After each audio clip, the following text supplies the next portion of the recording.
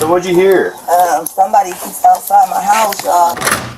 I'm trying to get help, y'all, but...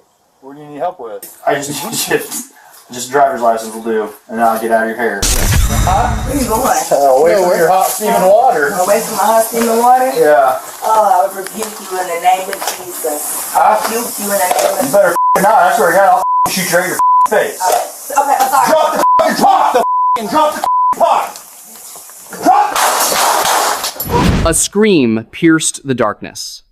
3 gunshots rang out in rapid succession, shaking the quiet neighborhood. A woman collapsed onto the cold tile floor inside her own home. No weapon, no threatening words. Just a deadly silence, torn apart by bullets fired from the very person she had called for help. The body camera worn by the officer nearby captured the entire moment. In the frame, the flickering light from a flashlight illuminated the terrified face of the woman. She stood in the doorway, holding something in her hands later confirmed to be a pot of boiling water. She didn't move forward. She didn't raise her arm. She didn't scream.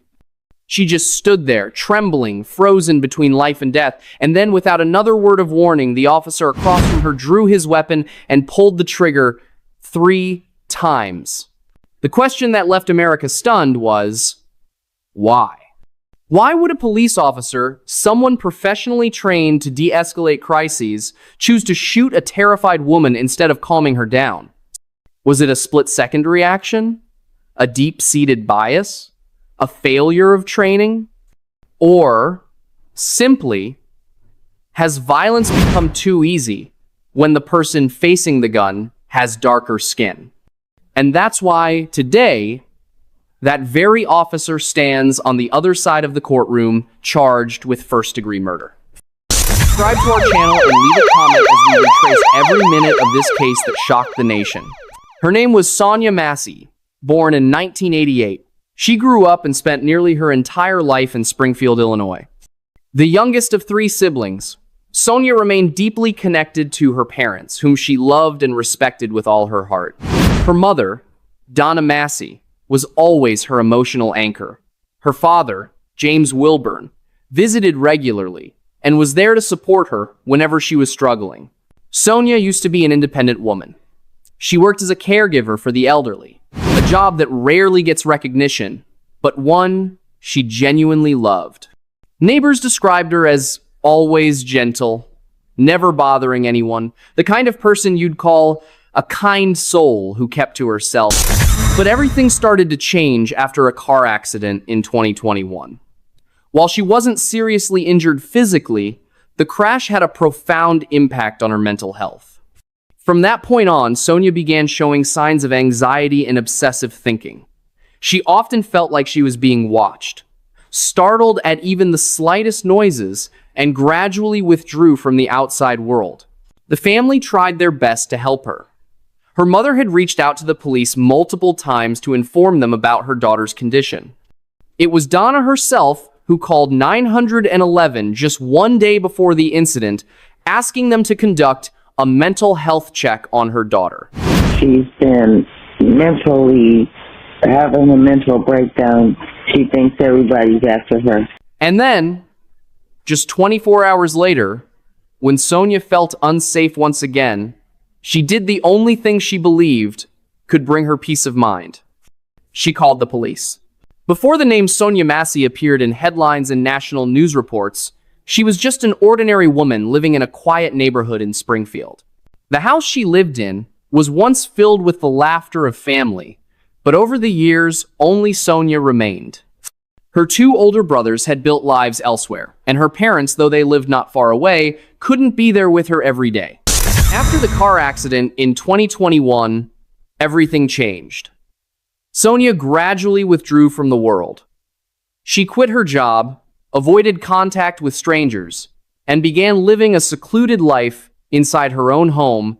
Neighbors occasionally saw her step out early in the morning to buy essentials, but almost no one had seen her take part in any community activities since then. She spent most of her days watching the window, watching the footage from the porch security camera, watching for sounds inside the house that sometimes only she could hear. Her fear of strangers around the house wasn't new. To others, it may have seemed like paranoia, but to Sonia, it was real danger. These were threats lurking just beyond the shadows. She would often call her mother not to talk for long, but just to make sure someone was still listening. And her mother, though exhausted and worried, always picked up in the midst of her panic attacks. In a world where she felt no one truly understood her, the one thing she believed could protect her was a call to 911. On the 6th of July, 2024, the skies over Springfield were gray and a damp heaviness hung over the entire neighborhood. To outsiders, it was just another quiet day. But for Sonia Massey, it marked the peak of a long stretch of mounting anxiety. Around 9 a.m., 2 police officers were dispatched to her home after receiving a call from Donna Massey, Sonia's mother. She's been mentally having a mental breakdown. She thinks everybody's at. When they arrived, Sonia didn't come out of the house. Instead, she sat inside her car, parked right in her front yard with the window rolled halfway down. In the body cam footage, her face is clearly visible tense, with her eyes darting around nervously. One of the officers gently asked, "Sonia, are you okay today?" She nodded. It was an unconvincing nod. She spoke very little, just kept repeating that someone is watching me. The officers took note of the situation and left shortly afterward. Around 11:40 p.m., Sonia Loney in her dimly lit home felt that something was wrong. She saw a figure outside the window again. This time, she couldn't wait. With trembling hands, she dialed 911. "There's someone outside. I swear. I saw him again. Please." It wasn't the first time she had called for help, but no one knew it would be the last. When the Sangamon County Sheriff's patrol car quietly turned onto the quiet street in Springfield at around 11:52 p.m., everything still looked normal. There were no screams. No neighbors gathered outside. Just the porch light, still glowing, as if the homeowner was expecting someone. 2 officers stepped out of the car. One of them was Sean Grayson, the man who would soon become the center of national attention. The other was his partner, the one who had activated his body cam, the only thing that would capture the final moments of Sonia Massey's life. Both walked slowly toward the front door. One of them knocked gently on the gray wooden door, then announced, "Sheriff's office? Miss Massey?"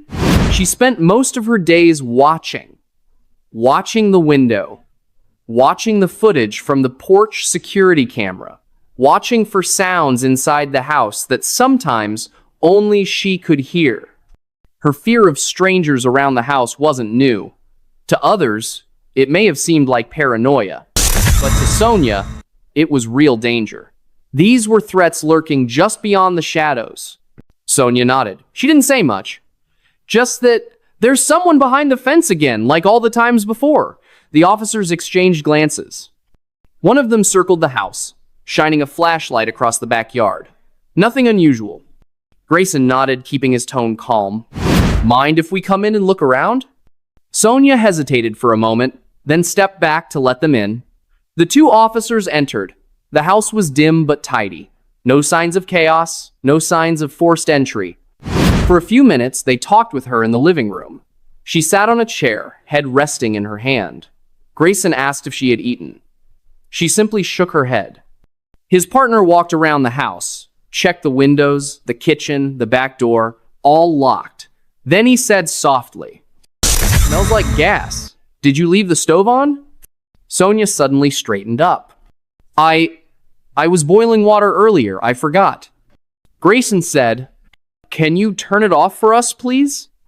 Sonia stood and walked toward the kitchen. Steam was still rising from a pot of boiling water.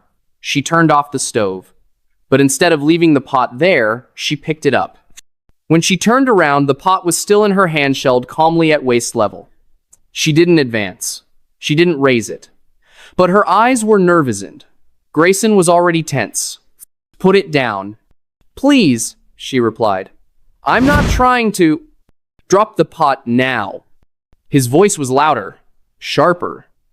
She took a step back, still holding the pot. It's just water. I'm not...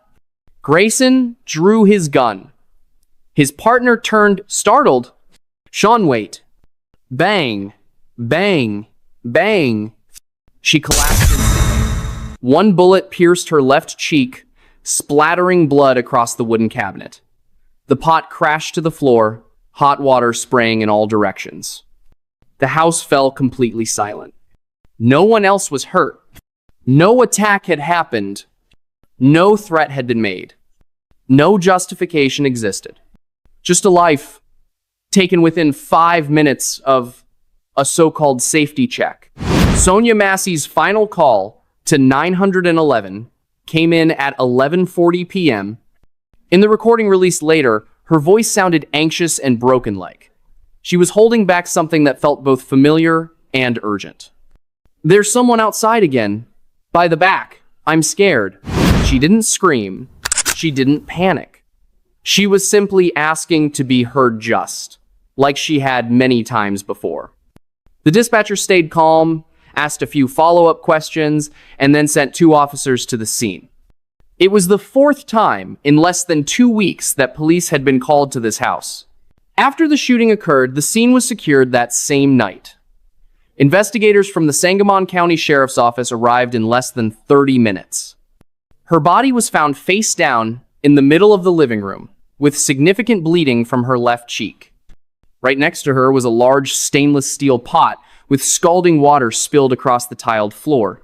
In the initial report, officers confirmed the following. No weapons were found at the scene other than the officers' firearms. There was no physical aggression from her. She remained stationary when told to drop the pot. The body cam worn by Grayson's partner captured the entire incident. Grayson himself did not activate his body cam, a serious violation of internal policy. Her death, a woman with no criminal record, unarmed, and killed without ever leaving her own home, began to spark outrage just hours after the news broke. Sonia Massey's final 911 call was logged at 11:40 p.m. In the released recording, her voice trembles but remains composed, as if she's trying to convince herself she's not being paranoid. There's someone outside again. By the back. I'm scared.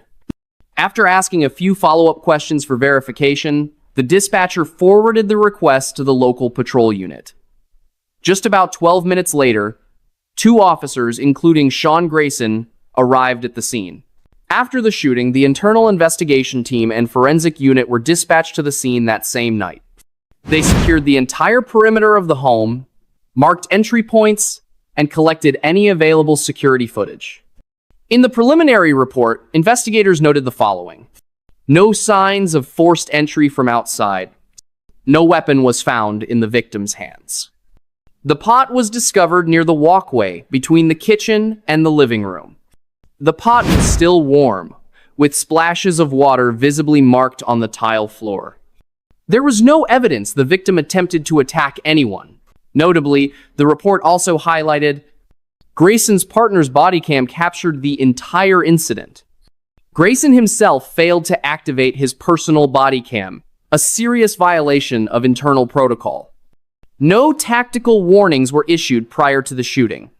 All the investigators were left with were a series of inconsistent facts, a disproportionate outcome, and one major question. Could her death have been prevented? Immediately after the incident, Sean Grayson was placed on administrative leave while the Sangamon County Sheriff's Office launched an internal investigation. Within 48 hours, footage from his partner's body cam was retrieved and reviewed frame by frame, and from that moment, everything began to shift. Investigators clearly noted the following. She did not attack, was unarmed, and never moved toward the officers. Grayson drew his weapon and fired approximately 4 seconds after ordering her to put down the pot. No tactical warning was issued, and there was no threatening escalation from her. He failed to activate his personal body cam, despite repeated reminders of this requirement during training sessions.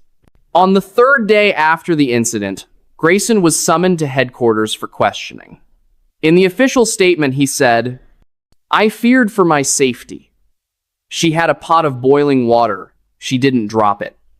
But the investigator immediately challenged him. "She stood still. You gave her no chance. You fired within seconds." When asked why he didn't attempt to de-escalate the situation through communication or call for professional support, Grayson remained silent. He couldn't explain why he drew his gun instead of using a flashlight or radioing for medical assistance. By the fourth day, Grayson was officially arrested, charged with first-degree murder, and held in custody awaiting his preliminary hearing. A police officer once entrusted to protect his community was now led away in handcuffs from his own department. On the 13th of July, 2024, exactly 1 week after Sonia Massey's death, Sean Grayson made his first official court appearance.